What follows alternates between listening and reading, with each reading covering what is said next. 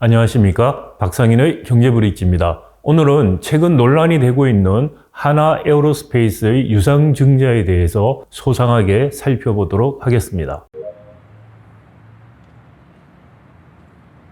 지난 3월 20일 하나 에어로스페이스가 해외 방산에 1조 6천억, 국내 방산 9천억, 해외 조선 8천억, 무인기용 엔진 3천억 등 해서 3조 6조 원의 유상증자를 통해서 투자를 하겠다는 계획을 발표했습니다. 이 3조 6조 원의 유상증자는 이른바 초대형 유상증자라고 할 만합니다. 절대적인 액수 자체도 이례적으로 크지만 하나 에어로스페이스 시가총액의 11%에 해당하는 유상증자를 하겠다는 의미였고요. 발행 주식 대비로는 새로 발행하는 신주의 비율이 무려 13.5%에 이르는 유상증자 계획입니다. 유상증자 예정 발행가는 주식 가치승률이라고 말을 하는데요. 발표 전에 기존 주가 대비 몇 퍼센트 낮게 유상증자로 주식을 발행하느냐라는 문제입니다. 시승률이 13%를 예상을 했습니다. 유상증자가 이루어지면은 기존 주주에게 우선적으로 유상증자할 주식들이 배정이 됩니다. 기존 주주가 이 유상증자에 참여하지 않겠다라고 할 때 우리가 실권한다 이렇게 이야기를 하고요. 이 실권주는 공개시장에서 일반 공모를 통해서 조달하는 방식으로 이루어집니다. 하나 에어로스페이스의 유상증자 발표가 있었던 다음 날 3월 21일에 주가가 무려 13% 이상 급락하는 일이 벌어집니다. 그 이후에 주가가 어느 정도 반등했다가 28일에는 다시 63만 원 수준으로, 즉 21일 수준과 유사하게 가격이 형성되면서 종가로 마감했습니다. 이 사이에 27일에 주 하나가 유상증자에 참여하겠다라는 의사를 표시했고요. 금요일인 28일에는 그럼에도 불구하고 금감원이 하나 에어로스페이스의 유상증자에 대해서 계획을 수정하라는 정정 요구를 하게 됩니다. 이런 일련의 일들이 주가의 흐름에 반영이 되었다고 볼 수가 있겠습니다. 자, 그렇다면 유상증자에 대해서 이렇게 시장이 부정적인 반응을 하고 있는가라는 것입니다. 사실 기업이 투자를 위해서 자금을 조달하는 방식은 크게 세 가지가 있다고 볼 수가 있겠습니다. 먼저 자기가 갖고 있는 현금성 자산을 활용해서 투자를 하는 겁니다. 두 번째는 주식시장에서 자금을 조달하는, 이것을 우리가 유상증자라고 표현을 합니다. 자본시장에서 이른바 캐피탈 레이징을 하는 방식, 이 직접적인 자금 조달 방식이라고 흔히 이야기를 합니다. 그리고 마지막으로 은행이나 또는 채권을 발행해서 채무를 통한 자본 조달, 이 간접 조달 방식이라고 흔히 부릅니다. 이 세 가지가 있는데 흔히 교과서적으로 표현을 하면은 갖고 있는 현금성 자산을 일단 쓰고요. 일단 두 번째는 간접 조달하는 은행 채무라든지 또는 채권을 발행하는 것보다는 직접 조달인 유상증자가 기업 입장에서 보면 조달 비용이 더 낮다라는 것입니다. 그러면 이게 유상증자가 왜 이렇게 나쁜 반응을 일으켰는가라는 여전한 의아심이 남게 되는데요. 문제는 이 3조 6천억 규모의 유상증자가 정말 투자를 위해서 필요한 자금의 조달인지, 아니면 하나그룹이 현재 세습과 계열 분리를 앞두고 있는 상황에서 그룹 전체의 계열 분리를 위해서 이른바 잘 나가고 있는 하나 에어로스페이스 유상증자를 통해서 현금을 확보하려는 것이 아닌가라는 그런 의혹이 제기되고 있기 때문입니다. 사실 유상증자 발표 일주일 전인 3월 13일에 하나 에어로스페이스가 무려 1조 3천억을 활용해서 자신이 갖고 있던 1조 3천억의 현금을 가지고 하나 그룹의 계열사 하나 임팩트 파트너스와 하나 에너지가 보유하고 있던 하나오션의 지분 7.3%를 인수합니다. 즉 다시 말하자면 하나 에어로스페이스가 현금을 두 계열사가 갖고 있는 주식과 바꿨다는 이야기가 됩니다. 그래서 이 하나 에너지와 하나 임팩트가 주식을 현금으로 가지는, 즉 유동성을 확보하는 그런 역할을 하게 됐다는 것입니다. 일주일 후에 대규모 유상증자를 할 기업이 일주일 전에 계열사 주식과 현금을 바꿔주는 그런 거래를 했다는 것은 상식적으로 납득하기 어렵습니다. 하나그룹은 이에 대해서 이것은 별개의 독립적인 거래였다라고 항변을 합니다만 합리적인 생각을 한다면 사실상 받아들이기 어렵습니다. 최소한 유상증자의 3분의 1 이상이 계열사 주식을 현금으로 바꿔주기 위해서 계열사에게 유동성을 공급해주기 위해서 하나에어로스페이스를 통한 유상증자를 해서 그런 현금을 공급한 것이 아니냐라는 의혹들이 드는 겁니다. 즉 유상증자 규모가 투자를 위해서라고 합리화되기에 부족한 너무 큰 규모다라는 비판을 받게 되는 것입니다. 한 걸음 더 나아가서 보면은 하나에어로스페이스가 지금 방산 때문에 굉장히 잘 나가고 있습니다. 하나에어로스페이스 자체 예측에 의해서도 향후 4년간 4조 이상 영업이익을 낼 것이다 라고 예측하고 있는데 문제는 3조 6천억의 투자 계획이라는 것이 4년에 걸쳐서 이루어진다는 점입니다.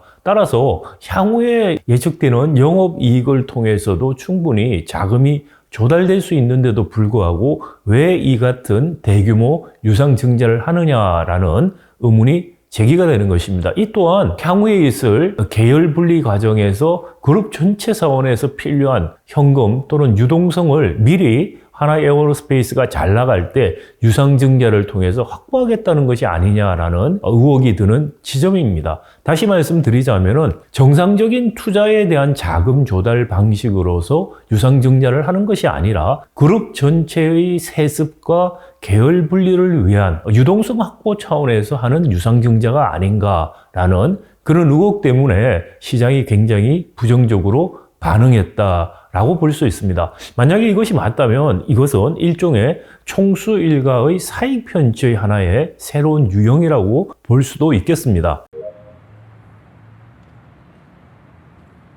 하나그룹은 김승연 회장이 동일인 총수로 지정이 되어 있습니다. 그런데 김승연 회장의 세 아들이 향후에 장남 김동관 부회장은 방산조선 에너지 부분, 차남 김동원 사장은 금융 부분, 삼남 김동선 부사장은 유통과 로봇 부분을 맡아서 계열을 분리할 것으로 예상이 됩니다. 또한 이 계열 분리와 동시에 궁극적으로 김승연 회장의 지분 상속이 이루어져야 됩니다. 그런데 3월 31일에 갑자기 하나그룹이 김승연 회장의 주 하나 지분 11.32%를 세 아들에게 4.86, 3.22, 3.22%씩으로 증여한다. 그리고 증여세 2,200억 조금 넘는 액수를 납부한다라고 발표했습니다. 또한 이를 통해서 김동관 회장 등 세 아들이 주 하나 지분을 무려 42.67%를 확보하게 되었기 때문에 사실상 지분 승계가 완료되었다. 따라서 하나에어로스페이스의 유상증자와 이 세습은 관련이 없다라는 주장을 하게 됩니다. 근데 사실 이 주장 역시 핵심을 벗어난 잘못된 이야기라고 볼 수 있습니다. 사실 이 하나에어로스페이스 유상증자 문제가 불거지면서 하나그룹이 내놓은 해명은 그동안 A가 문제라고 지적했더니 B를 이야기하는 식의 어떻게 보면은 핵심에 벗어난 또 어떻게 보면은 대답을 하지 않고 다른 이야기를 하는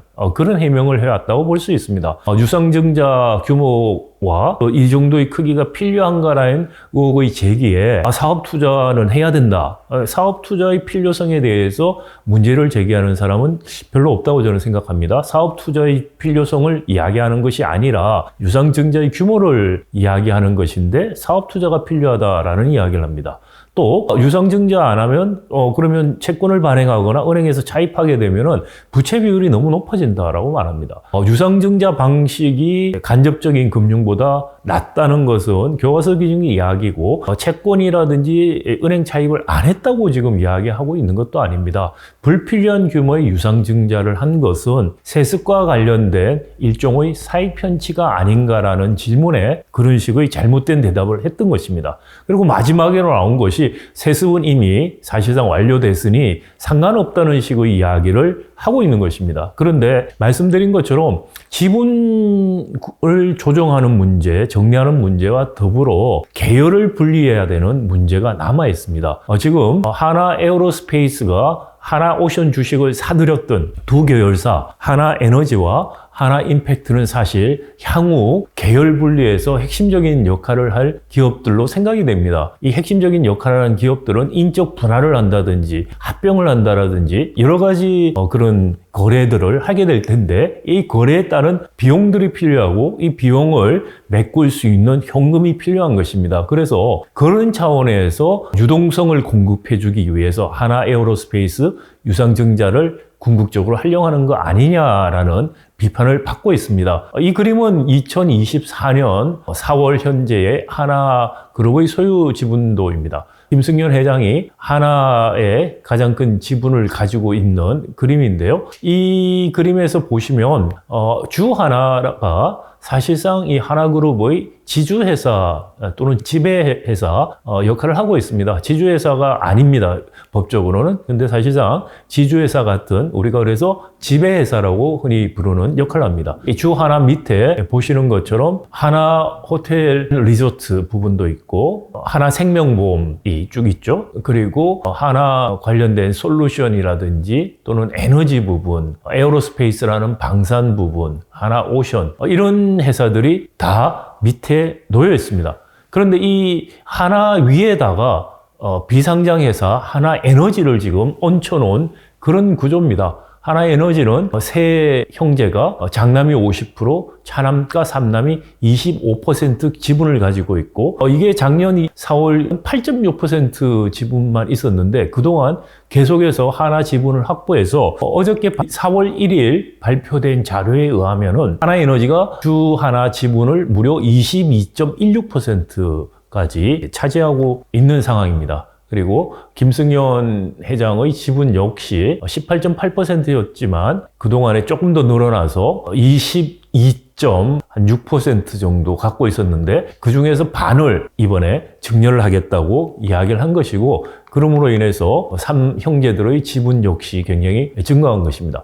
주 하나의 3형제의 지분이 늘어난 것도 사실입니다만 문제는 하나에너지의 삼형제의 지분과 비교하면 반밖에 안 됩니다. 따라서 우리 재벌들이 지금까지 계열 분리를 하거나 세습했을 때를 생각해 보면 앞으로 하나에너지와 주 하나를 일부 인적 분할한 회사들을 합병할 가능성이 매우 높습니다. 그래서 하나에너지와 주 하나가 합병이 되고 그리고 이 하나에너지와 합병된 주 하나 그 지주회사가 결국은 다시 분할을 할 가능성이 굉장히 큽니다. 그때는 아마 계열 분리를 위한 분할을 하면서 그 분할된 회사들이 각각 금융 부분을 가져가거나 또 호텔과 로봇 부분을 가져가고 그 다음에 남는 방산, 에너지, 조선 전 부분은 장남이 가져가는 그런 식의 계열 분리를 할 가능성이 매우 높습니다. 하나 임팩트도 거기에서 일정한 역할을 할 것으로 지금 예측이 되는데요. 따라서 하나 에너지와 하나 임팩트가 현금 또는 유동성을 상당히 확보해야 되는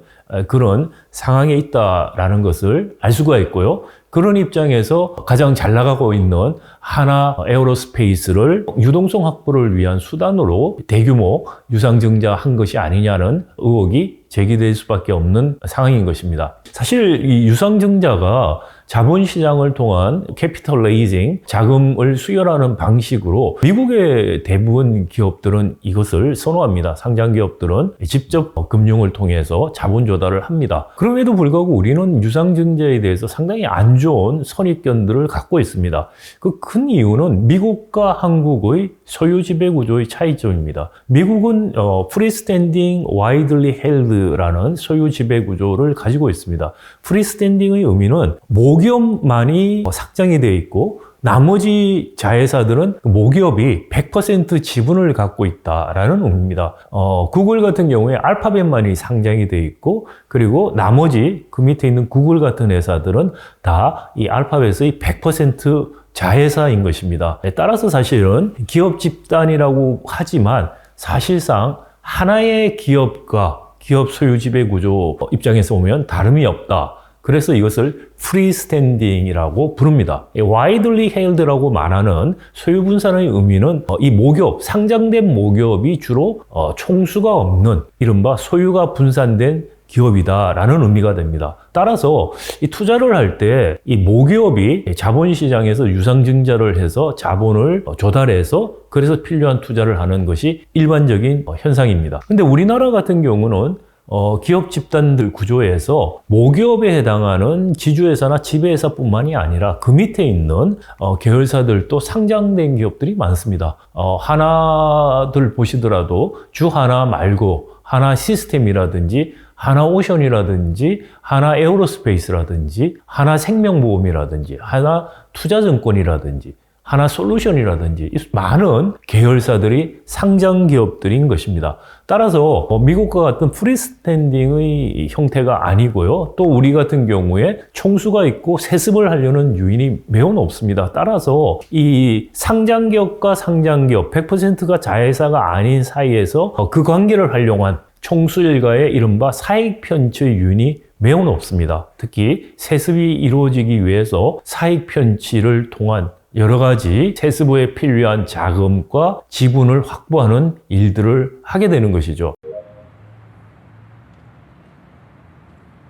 이런 것 때문에 사실은 유상증자가 정상적인 투자 자금이 아닌 비정상적인 세습이라든지 또는 경영상 상당히 비상식적인 의사결정을 하는 그런 결정에 오용이 되는 경우가 많습니다. 즉, 잘 나가는 계열사를 유상증자시켜서 그 돈을 가지고서 매우 엉뚱한 사익 편취나 엉뚱한 일들을 한 사례가 많기 때문에 유상증자에 대해서 상당히 나쁜 인식들을 갖고 있고요. 우리 재벌 대기업들은 사실 유상증자보다는 자금을 조달할 때 간접금융을 훨씬 많이 하고 있습니다.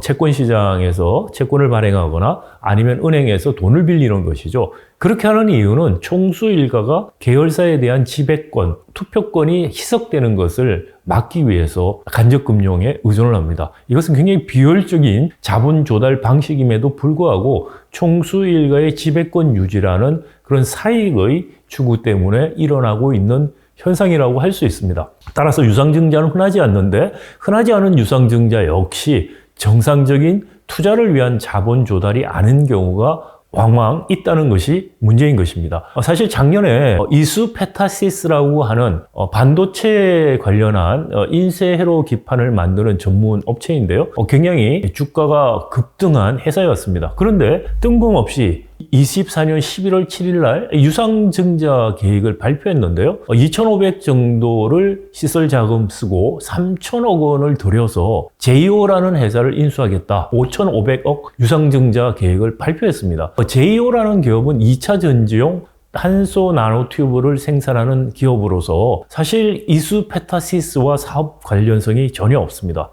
유상증자 계획이 나온 다음에 많은 증권 애널리스트를 포함한 시장의 반응은 당혹 내지는 이해할 수 없다는 것이었고요. 주가는 이 유상증자 발표 이후 그 다음날 거의 35% 폭락하는 일이 벌어졌습니다. 이 유상증자에 대해서 금감원 역시 3차례에 걸쳐서 정정신고서를 제출하라고 요구를 하게 되고 결국은 2025년 1월 23일 날 이수페타시스가 제이오 인수를 철회합니다. 그래서 2,500억 유상증만 하겠다는 새로운 신고서를 제출하게 되는데 이 제이오 인수 철회 이후에 주가가 유상증자 발표 이전 수준으로 다시 회복되는 일들이 벌어졌던 것입니다. 말씀드린 것처럼 이 하나 에어로스페이스 같은 경우에도 현재 금감원이 정정신고서를 제출하라고 요구하고 있습니다. 이에 대해서 하나 에어로스페이스 유상증자에 대한 계획을 하나그룹은 철회할 생각이 없는 것 같습니다. 대신 4월 1일에 내놓은 답은 주 하나의 김승연 회장의 지분 반 정도를 아들들에게 사전 증여를 한다는 것이었습니다. 이것으로 지분 정리가 끝났다는 이야기를 하는데 사실은 지분 정리도 완전히 끝나지 않았고요. 더 중요한 것은 계열 분리를 앞으로도 해야 된다는 것이고 그 계열 분리에 필요한 유동성 내지는 현금을 하나오션 유상증자를 통해서 확보할 요인은 여전히 있다. 또 이런 지분을 사전 증여하는 것을 보면 하나그룹의 가장 큰 현안으로 총수일가가 생각하는 것은 역시 세습과 계열 분리가 아닌가라는 것을 유추해 볼 수가 있습니다. 만약에 이번에 상법 개정안이 발효가 되었더라면 이런 유상증자를 할 수 있었을까 한번 생각해 볼 수 있습니다. 4월 1일 기습적으로 한덕수 대통령 권한대행이 상법 개정안에 대해서 제2의결권을 발동했습니다. 즉 거부권을 행사했다고 볼 수 있습니다. 이 상법 개정안은 그동안에 이사의 충실 의무가 이사가 회사를 위하여라고 규정되어 있는 부분을 더 세분화해서 강화시킨 것입니다. 그래서 회사 및 주주를 위하여라고 표현을 바뀌었을 뿐 아니라 주주 전체의 이익을 공평하게 대우해야 된다는 그런 충실 의무가 분명하게 추가된 것입니다. 이를 두고 재계에서는 경영을 옥죄는 상법 개정이다, 또는 론스타 같은 사모펀드 먹튀를 방어할 수 없다는 매우 황당하고도 논리적으로 전혀 근거 없는 이야기를 했고, 거기에 맞장구를 치면서 이것이 필요한 법안이지만 중소기업 핑계 대면서 이른바 거부권을 한덕수 권한대행이 행사한 것입니다. 참으로 개탄스럽습니다. 한덕수 권한대행 같은 경우에는 경제관료로 재벌이 어떤 문제가 있는가, 한국 기업들이 어떤 문제가 있는가를 누구보다도 잘 아는 사람이라고 생각합니다. 그럼에도 불구하고 이런 어이없는 핑계로 거부권을 행사했다는 것은 결국은 경제 전체, 주주자본주의, 시장 경제보다는 재벌 총수 이익을 앞세우는 우리 관료들의 민낯을 보여준 것이 아닌가 생각이 됩니다. 사실 이 상법 개정안이 나왔을 때 재계에서 전 세계에 이렇게 하는 나라 없다는 식으로 말을 했습니다. 법안 자체를 보면 저렇게 문구가 된 법안이 없다라는 말은 맞을 수 있습니다. 그런데 우리가 지금 상법 개정하기 이전의 상법은 일본 상법을 거의 모방해서 뺏겨온 것이었습니다. 근데 일본에서는 대법원이라든지 정부가 어떤 식으로 해석을 하냐면 회사의 이익이라는 것이 주주의 비례적 이익이라고 해석을 하고 판례가 형성이 되어 있고 정책적으로 하고 있습니다, 이미. 그리고 미국이나 독일, 유럽 같은 경우도 똑같은 식의 해석을 하고 적용을 하고 있습니다. 그것을 무시하고 문구가 똑같은 게 없다는 식으로 해서 우리만 한다는 황당한 이야기를 할 뿐 아니라, 이것은 주주의 이익을 비례적으로 보함으로 인해서 사실상 주주 자본주의가 작동하기 위한 최소한의 장치인 것입니다. 예를 들어서 외국인 주주, 투자자가 황당한 요구를 하거나 이런 것들을 충실 의무 때문에 들어줘야 된다. 황당한 거짓말입니다. 비례해서 이익을 보호하는데 외국인 투자자가 주주의 이익과 비례하지 않은 자기만의 이익을 위해서 주장하는 것은 당연히 충실 의무 때문에 들어줄 수 없는 근거가 되는 것입니다. 근데 그것을 뒤집어서 그런 황당한 상황이 일어날 수 있다는 거짓말을 합니다. 제가 거짓말이라고 말씀드린 것은 이런 말을 하는 분이 모르고 할 리가 없다는 것입니다. 그러니까 론스타 먹튀하고 아무런 상관이 없습니다. 론스타는 외환은행을 인수해서 문제였고, 자격이 없는 회사가 인수하는 것을 우리 금융위원회 같은 관료들이 방조를 했다는 것이 문제였습니다. 소수주주 이사의 문제가 아니었습니다. 근데 그것을 지금 이번에 MBK 사태 같은 것들이 터지면서 사모펀드에 대한 국민적인 감정이 나쁜 걸 악용해서 전혀 말이 안 되는 식의 이야기를 하고 있는 것을 보고, 이것을 또 언론들이 비판 없이 계속해서 보도하는 것을 보면 정말 우리 재벌들의 언론이나 관계, 정치계의 영향력이 얼마나 큰 것인가. 기본적인 상식적인 자본주의가 작동되기 위한 법제도조차도 받아들이지 않으려고 한다는 거. 과연 한국의 시장 경제가 시장 경제인가? 주주자본주의 경제인가라는 이야기를 심각한 고민을 하지 않을 수 없습니다. 만약에 상법 개정안이 통과된 상태였다면 이번과 같은 유상증자를 이사회에서 에어로스페이스 이사회가 의결했다면 그 이사들은 주주들에 의해서 배임의 혐의로 고발당할 가능성이 있습니다. 그 가능성 때문에 사실 이런 황당한, 그리고 앞에서 말씀드렸던 이수페타시스 같은 이런 유상증자 의결이 이사회에서 이루어질 수 없다는 것입니다. 오히려 하나에어로스페이스나 이수페타시스 경우를 보면은 왜 상법 개정안이 필요한지를 보여주고, 상법 개정 대신에 자본시장법 개정을 하자는 정부의 주장이 얼마나 허황된 것인가를 보여줍니다. 자본시장법 개정은 M&A에 관한 것만 규제할 수 있고, 지금과 같은 유상증자라든지 이런 부분들은 전혀 규제할 수가 없습니다. 또 M&A 규제를 자본시장법으로 한다고 하더라도 거기에는 많은 루폴들이 존재해서 실효성 있는 규제를 할 수가